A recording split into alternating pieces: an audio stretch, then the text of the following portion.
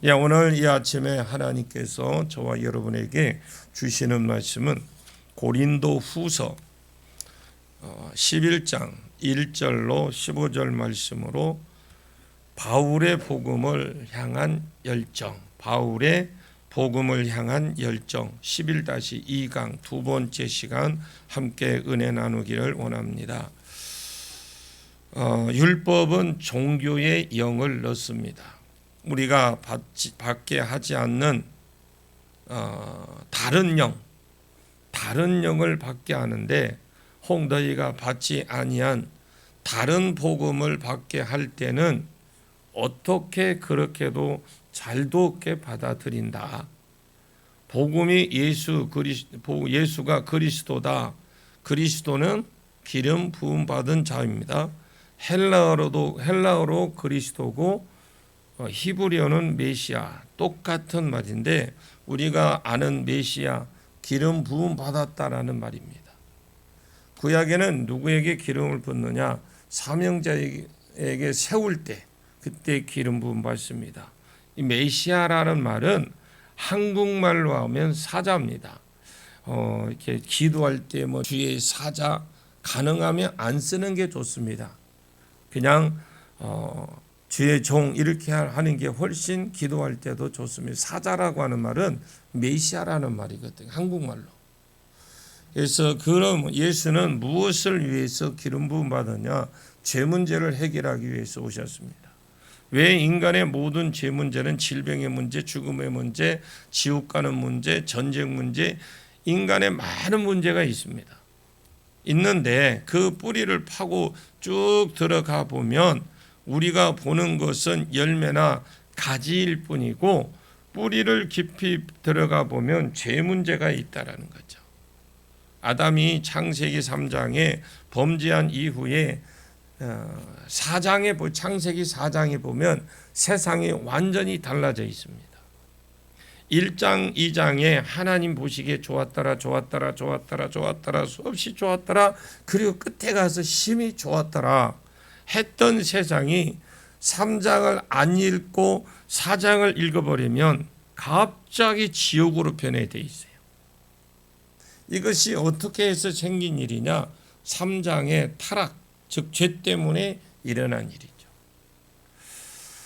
그래서 인간의 모든 문제는 죄 문제라고 할 수 있습니다. 그래서 예수는 기름 부은 사명자가 되었고 죄 문제를 해결하기 위해서 사명자가 되었습니다. 그러면 어떻게 죄 문제를 해결하느냐? 죄의 삭은 사망이기 때문에 죄의 값은 사망이라. 로마서 6장 23절 말씀에 죄의 값은 사망이라. 그래서 십자가의 대속의 죽음을 죽으심으로 내 죄를 대신 지고 죽으심으로 인간의 죄 문제를 해결하려고 이 땅에 오셨습니다. 하나님이 사람의 죄를 대신 지고 죽으심으로 죄 문제를 해결해 주려고 오셨다. 이것이 복음이라고 그래요. 복음. 믿으면 죄 문제가 해결되기 때문에 어렵게 된다. 이것이 유일한 복음이라고 그러죠. 증거가 있느냐? 믿으면 증거가 있느냐? 사기치느냐? 서양 귀신이 내 죄를 놓고 죽는다는 증거가 있느냐? 그것이 믿는 자가 받은 성령입니다. 자, 한국 교회는 성령의 은사를 무시하기 때문에 내가 받은 증거가 있느냐 이런 말을 못하죠. 성령은 와서 가만히 계시는 분이 아닙니다. 말씀해 주시고 예언하게 하시고 치유하게 하시고 방언하게 하시고 능력도 행하게 하시고 그래서 성령의 나타남이라고 그래요. 은사를 통해서 내가 성령 받았음을 보여줄 줄 알아야 세상에게 보여줄 줄 알아야 된다라는 거. 그래야 이 사람은 성령이 왔나 보구나. 그래서 다시 복음으로 들어갈 수 있습니다. 바울이 왜 질투가 나고 왜 두려움에 빠졌느냐? 이 사람들은 너무나 잘 받아들이는 거예요. 그렇게 말해주는데도 얘야 낯선 사람이 낯선 아저씨가 와서 야, 참 이쁘다, 아저씨 호떡 하나 사줄까? 가자면 절대로 따라가면 안 된다고 바울이 수없이 가르쳐 왔는데도 유대인의 거짓 선생이 와서 나 예루살렘에서 왔다, 나 예루살렘 교회에서 추천받은 자다, 그냥 거기에 푹 빠져버립니다. 바울이 질투가 나서 못 견디고 두려워서 부패할까 봐서, 혹 하나님에게서 떠나 지옥 갈까 봐서 두려워 견딜 수가 없었습니다. 그래서 자기 자랑을 한다, 이 말입니다. 자, 5절 같이 한번 읽어보겠습니다. 5절입니다. 나는 지극히 크다는 사도들보다 부족한 것이 조금도 없는 줄로 생각하노라. 이것이 바울의 자기 자랑의 시작이죠. 지금까지 왜 자랑했는지 이유를 쭉 써놓은 것입니다. 그러면서 나는 지극히 크다는 사도보다 부족한 것이 조금도 없다. 그러면 이것을 풀려면요, 지극히 크다는 사도가 무엇인지 알아야 되겠죠. 지극히 큰 사도는 누굽니까? 만약에 지극히 큰 사도가 베드로와 야고보, 요한이라면 자기는 그 사람들보다 작다고 소개했을 겁니다. 왜냐하면 나는 모든 사도보다 이 말에 태어난 자와 같아서 나는 모든 사도들보다 더 미천한 사도다. 바울은 늘 이렇게 표현을 해왔습니다. 그러면 여기서는 왜 다른 말을 하고 있느냐? 나는 지극히 큰 사도보다 부족한 것이 조금도 없다. 긍정적으로 말하면 부정문이겠지만 긍정적으로 바꾸면 나는 지극히 큰 사도보다 더 크다, 이 말이거든요. 여기서 지극히 큰 사도들은 유대인 거짓 선생들을 말합니다. 예루살렘에서 파송한 유대인 거짓 선생들이 와서 내가 사도다, 내가 세상에서 중심이다, 예루살렘 교회가 나를 사도로 인정해서 여기에 파송했다. 물론 거짓말입니다. 다 거짓말이에요. 예루살렘 종교회의가 뒤에 15장에 나옵니다. 이 거짓 선생들이 갈라디아 지역을 휩쓸고 지나갔어요. 그리고 지금 유럽까지 와 있다고 보시면 돼요. 이것 때문에 종교회의가 벌어졌는데 그곳에서 베드로가 이런 말을 합니다. 야고보가 의장이었거든요, 당시에. 야고보가 이렇게 발언합니다. 우리가 보내지도 않은 사람들이 자기들끼리 사고를 치고 있다, 이렇게 말을 합니다. 예루살렘 교회의 담임이 야고보입니다. 야고보가 이 사람들을 파송한 적이 없고 베드로가 담임인데 베드로가 이 사람들을 파송한 적이 없습니다. 교회 안에 있는 유대 율법을 지켜야 구원받는다는 그룹이 있고 그 그룹에서 자기들끼리 간 것이다, 이거죠. 그래서 사도행전 15장에 이 사람들이 파송합니다. 바울은 자랑하기 시작합니다. 나는 저 사람들이 어느 정도 지극히 큰 사도인지는 내가 모르겠지만 지극히 큰 사도보다 부족한 것이 조금도 없는 줄 생각하노라. 부정문이니까 긍정문으로 바꾸면 나는 그들보다 훨씬 더 뛰어난 사도다. 어떤 부분에 있어서 이 5절 말씀이 자기 자랑의 대전이거든요. 그리고 어떤 부분이 뛰어난지 이제 조목조목 이제 6절부터 써놓은 겁니다. 한번 6절을 보겠습니다. 내가 비록 말에는 부족하나 지식에는 그렇지 아니하니 이것을 우리가 모든 사람 가운데서 모든 일로 너희에게 나타내라. 자, 옛날 개역 성경에 비록 내가 말에는 조라나라고 되어 있어요. 그런데 지금은 부족 하나로 했대. 부족 하나로 바꿨죠. 바울의 말에 부족 하나, 사도행전 17장 18절. 네, 이 말장이가 도대체 우리에게 무슨 말을 하려고 그러지? 아덴에 있는 사람들의 바울의 말을 들었습니다. 그때 바울이 이 말장이라고 불렸습니다. 이 말을 잘했다라는 말이거든요. 바울은 수사학을 배워서 헬라 유대인들이지만 처음부터 길리기아 다소에서 헬라 문화권에서 로마 시민권자로서의 아들로 태어났어요. 나는 남에서부터라 돈 주고 산 것이 아닙니다. 돈 주고 산 것은 약간 저급한 시민권자라면 이 바울은 태생이 시민권자로 태어났는데 바울은 껍데기만 유대인이 로마 사람입니다. 완전히 헬라인이거든요. 바울은 말장입니다. 수사학을 꿰차고 있고요. 그런데 왜 말에 부족하다 했느냐? 아덴에서 자기 지식, 시인의 말 이런 것을 수석을 총동원해서 아덴에서 설교를 했어요. 수사학을 막 전체 자기가 있는 걸. 자기를 시원하게 잘했는데 자기는 시원하게 잘했는데 성령께서 역사를 안 해준 겁니다. 아무리 일을 많이 해도요. 우리가 아무리 열심을 해도 성령께서 역사하지 않으면 아무것도 아니에요. 기가 막히게 설교를 잘했는데 여러분 설교 들어보십시오. 기가 막히게 설교 잘했는데 이런 삶에 남는 거 있는가 한번 보십시오. 성령이 역사 안 해주니까 바울이 가는 곳마다 혁명이 일어났어요. 몇몇이 아멘 하겠죠. 몇몇은 아멘. 그런데 나머지는 조용한 거예요. 그때 바울이 깨달은 것이 있습니다. 내가 앞으로 복음을 전할 때에 말과 지혜의 아름다운 것으로 하지 아니하고 오직 성령의 나타나심으로 능력으로 예수 그리스도와 그의 십자가에 못 박힌 것만 복음의 진수만 성령의 권능으로 전하겠다. 성령의 능력으로만 전하겠다. 선포를 했어요. 그리고 간 곳이 고린도입니다. 이 약속을 스스로 한 약속을 그가 지켰습니다.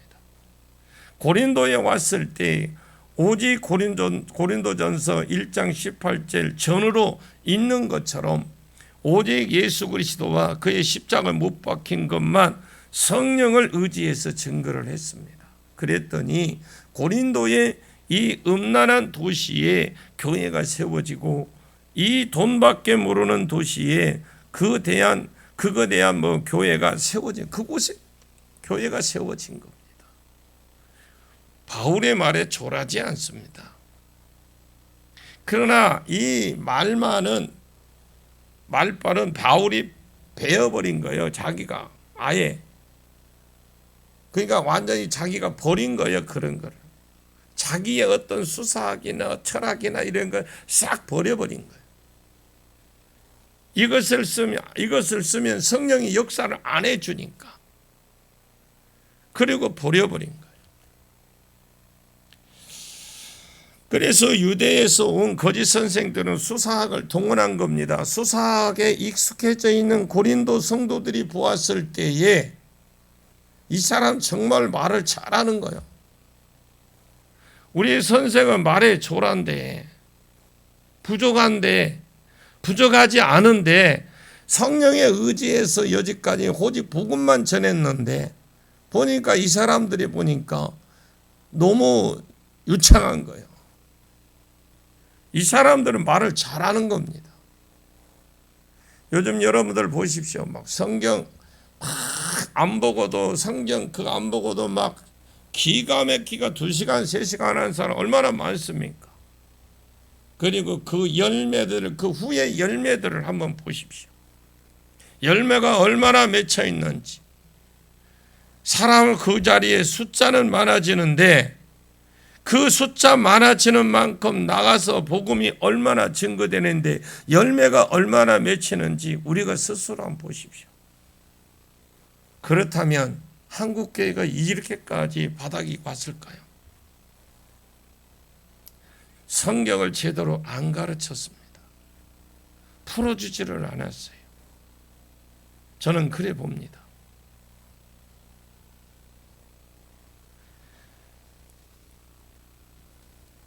말 잘하고 유대에서 온 사람들을 다르다고 이렇게 고린도 교회가 그들을 세워준 겁니다. 이렇게.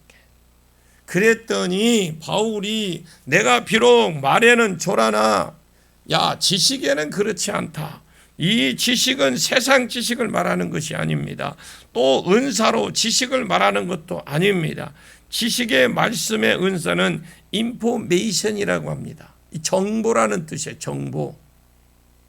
딱 어떤 사람을 만나면 어떤 상황을 딱 아는 것, 어떻게 말해야 될지 아는, 어떻게 해결해야 될지 알려주는 것, 그래서 아는 것, 이것이 지혜의 말씀의 은사이고 지식의 말씀의 은사라고 합니다.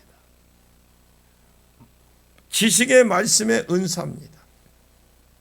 그 지식은 인포메이션이 아닙니다. 그럼 여기서 지식은 성경 지식을 말해요.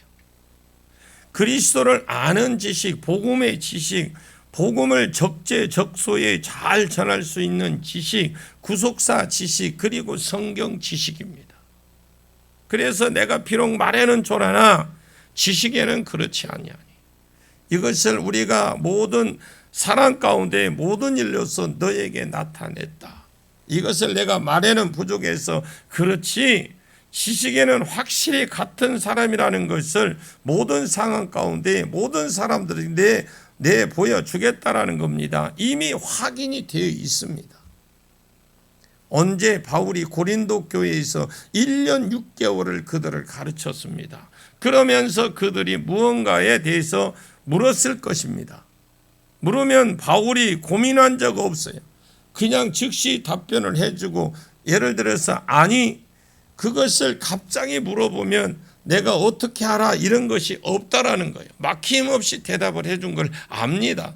딱 말하면 구절 딱 하나 나오고, 딱 물어보면 딱 말하는데 그거 근거가 어디 있습니까? 근거가 있습니까? 이러면 성경 여기 하면 구절 한번 찾아보자, 찾아봐라, 이렇게 말을 하고, 이미 1년 6개월 동안 가르친 교회니까 모든 상황 가운데 모든 사람들 앞에 내가 이것을 말에는 졸하나 지식에는 안 그렇다라는 것을 나타내지 않았느냐, 이미 너희에게 보여주지 않았느냐, 이렇게 지금 말을 하는 겁니다. 이것을 아무나 할 수 있는 말이 아닙니다. 살았던 자가, 이렇게 해봤던 자가, 살아봤던 자가 이렇게 말하기 쉽지 않습니다. 살았던 자가 살았던 사람하고 이렇게 말할 수 있는 거 그리 쉬운 거 아니잖아요. 그리고 바울은 낮에는 장막을 만드는 일을 했어요. 매일 장막을 만들다가 제자들이, 디모데 이런 사람들이 선생님 저녁부터 집회한다 안 했습니까? 저녁에 집회하지.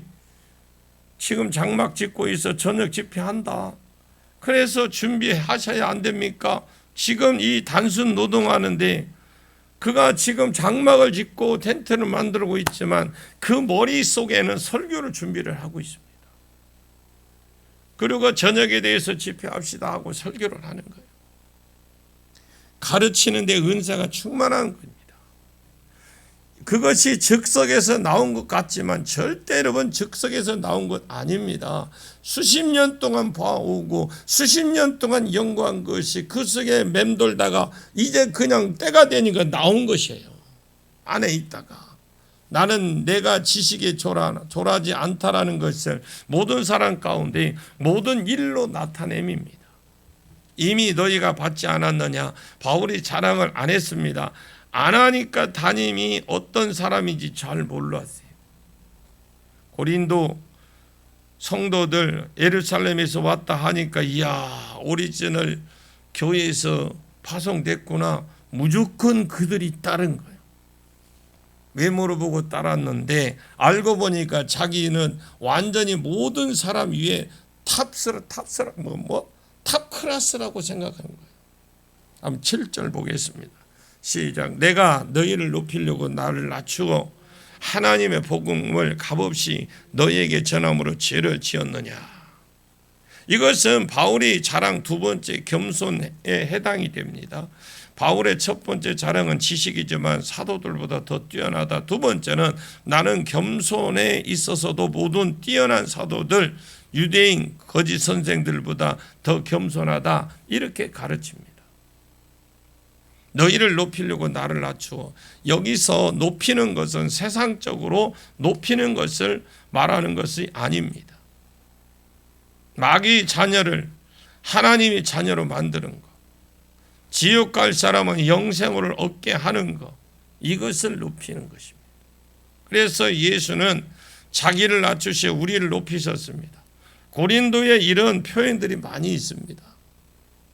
예수는 우리를 부유하게 하시려고 자기가 가난하게 되었다. 또 우리를 높이기 위해서 자신을 낮추셨습니다. 바울도 지금 그 모습 그대로 따라하고 있습니다. 바울도 고린도 교회를 높이기 위해서 마귀 자녀를 하나님의 자녀로 만들고 지옥 갈 사람을 천국 백성으로 만들기 위해서 스스로 자기를 낮춥니다. 앞에도 말했지만 바울은 로마 시민권자입니다. 로마 시민권자는 아무나 길 가는 이 속국에 있는 여자에게 야, 내 짐지고 따라와. 아무나. 그리고 그 법적으로 로마 시민권 가진 자가 속국이기 때문에 2km 이내까지는 갖다 줄 의무가 있어요. 안 하면 죽여도 누가 아무런 거지 않습니다. 이건 내 텐트 만드는 것인데 이건 내가 좀 맡아서 해봐. 그럼 해야 됩니다. 오리를 가자면 10리를 가라는 말이 있습니다. 이것이 로마 사람들이 자기 속국에 이것이 어느 나라든지 자기가 딱 갔을 때 우리를 따라와 그러면 짐 들고 우리를 따라와 그러면 따라갈 수밖에 없어요. 해야 됩니다. 억지로 십자가를 진 사람을 기억하십니까? 예수님 십자가 지고 갈 때에 로마군이 시켰기 때문에 가는 겁니다. 이것이 로마의 법이에요. 그러면 천막을 만드는 것은 로마 시민권자가 하는 일이 아닙니다. 천막 만드는 것은 속국 사람들도 주인 그룹은 안 하고 속국에 있는 종들이 하고 있는 겁니다. 그 직업이. 바울은 로마 시민권자입니다. 로마 시민권자가 텐트를 만드는 것 아마 처음 보았을 거예요. 그들도. 로마 사람이든 아니든 로마 시민권을 가지고 있는 바울이 텐트를 짓고 있는 거 만드는 거 사람들이 태어나서 아마 처음 보았을 겁니다. 이것을 누가만 가지고 있는 겸손입니까? 바울만 가지고 있는 겸손이에요. 너희를 높이기 위해서 내가 스스로 낮추었다. 내가 너희를 높이려고 나를 낮추어 하나님의 복음이 값없이 너희에게 전함으로 죄를 지었느냐. 한때 소크라테스가 공짜로 강연을 많이 해 주었습니다. 선배나 사부들이 소크라테스에게 지적을 했습니다. 네가 공짜로 강의해 주면 사람들이 네 강의 자체를 값싸게 보고 안 들을 것이다. 그 소크라테스가 돈 때문에 아니고 공짜 진짜 생각을 바꿨어요. 돈 때문이 아니라 바울은 생명의 복음을 값없이 전했습니다. 자기가 장막을 만드는 일을 전함으로 죄를 지었느냐. 이 말은 조금 있다가 묻어서 한 번 더 하겠습니다만 8절을 한번 보겠습니다. 내가 너희를 섬기기 위해서 다른 여러 교회에서 비용을 받은 것이 탈취한 것이라. 여기 탈취한 것이라 이 말은 부정적인 말입니다. 너희를 섬기기 위해서 즉 앞에서 높이기 위해서 하고 같은 말인데 너희를 천국으로 보내려고 내가 섬겼다. 스스로 낮추었다. 너희를 똑같은 말로 표현한 표현만 다르게 한 거죠. 같은 말인데 표현만 달라. 너희에게 복음을 전하려고 다른 여러 교회에서 비용을 받았다라는 겁니다. 이것을 거짓 선지자들이 와서 처음부터 사례비를 달라고 했던 거예요. 우리 담임 목사는 안 받던데요. 그 누구냐? 바울입니다. 거짓 선생들이 말을 합니다. 야, 그 사람 12사도가 족보에도 없는 것이 가는 곳마다 이상한 짓을 해놓았네? 그 사람들은 처음부터 돈을 안 받다가 다음 교회 가면 여기 돈을 안 받는다는 이유로 앞에 교회고 또 앞에 교회고 앞에 교회 전부 다 헌금을 내놓으라고 한다는 거예요. 그 사람 더러운 짓을 여기서도 하네 이런 말을 한 겁니다. 앞절에 7절에 내가 너희를 높이려고 나를 낮추어 하나님의 복음을 너희에게 전함으로 죄를 지었느냐? 이 말이 있을 수가 없잖아요. 끝이 약간 이상합니다. 내가 너희를 섬기기 위해서 다른 교회에서 비용을 받은 것은 탈취한 것이라. 내가 탈취해가다 빼앗았다는 겁니다. 이것은 바울이 말이 아니고요. 유대 거짓 선생들이 바울을 욕하면서 한 말이 바울이 듣고 그냥 이렇게 웃고 있다. 이렇게 표현하시면 돼요.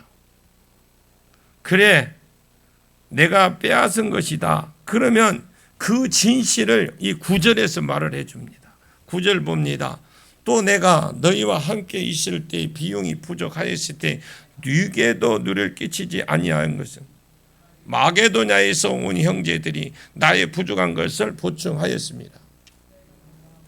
내가 모든 일에 너희에게 폐를 끼치지 않게 하기 위하여 스스로 조심 해석해.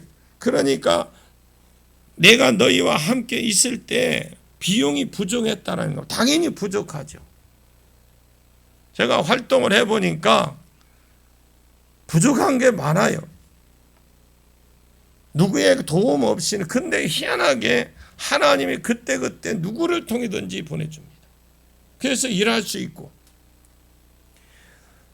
바울이 집회를 가면 평소 다닐 때는 뭐 혼자 다닌 줄 알면 혼자 다닌 게 아니에요.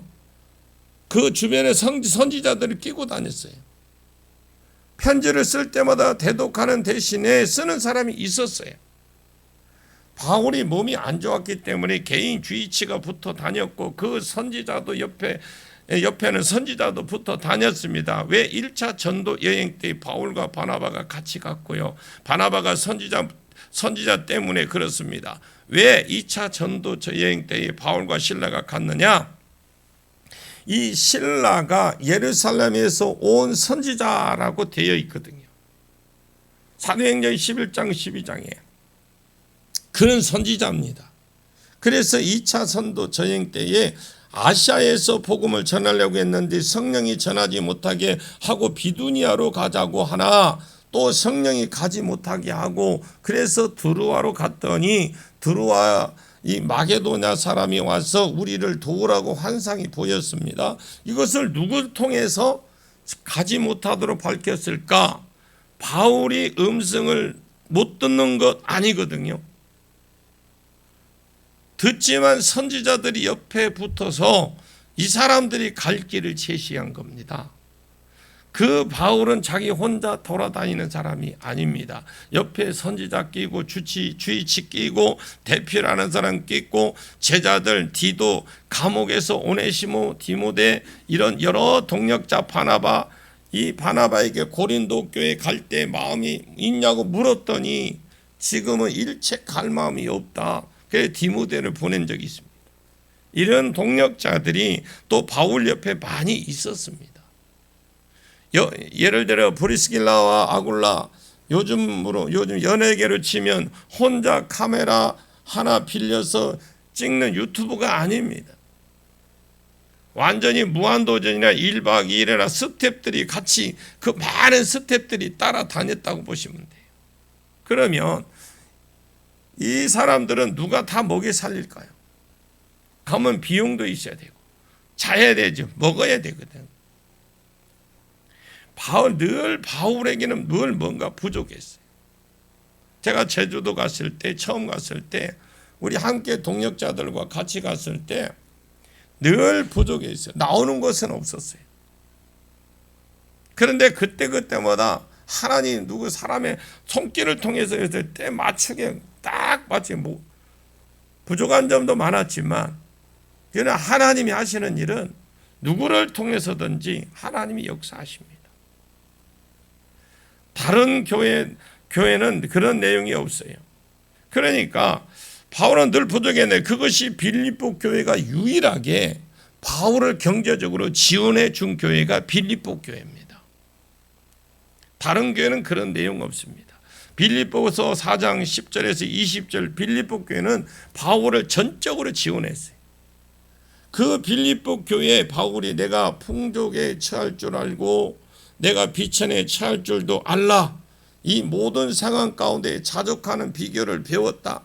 없으면 없는 대로 있는 거 그냥 나눠 먹고 있으면 있는 대로 그대로 감사를 즐기고 이런 바울의 몸에 쫙 배어서 체질화되어 있었어요.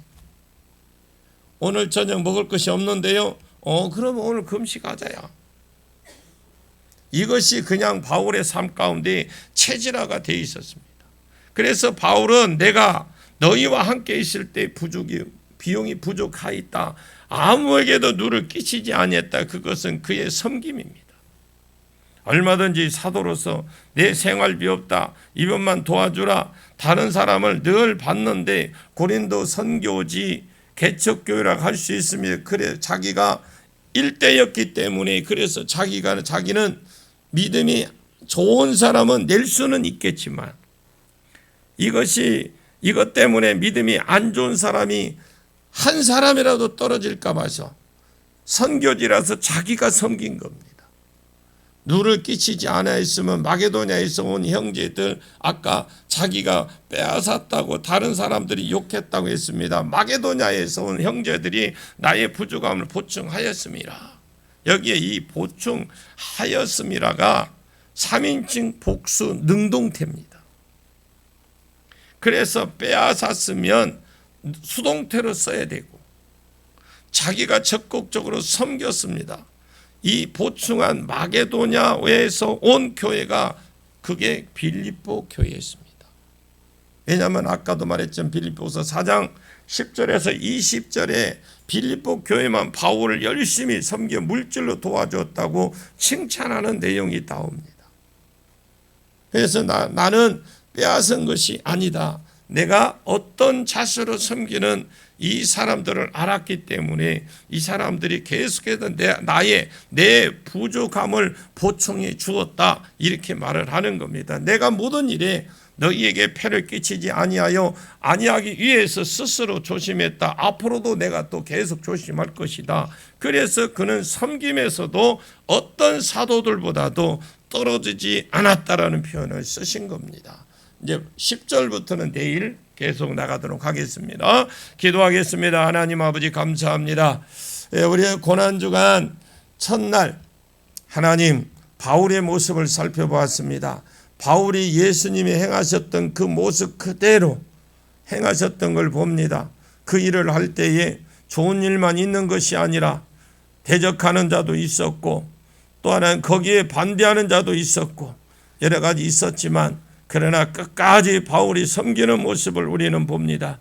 주여 우리도 바울의 모습 그 예수님의 모습인 줄 보고 우리도 따라가고 또 하나님 바울이 가는 곳곳마다 이름 없이 빛도 없이 그 복음을 위해서 섬겼던 그 빌립보 교회를 기억합니다.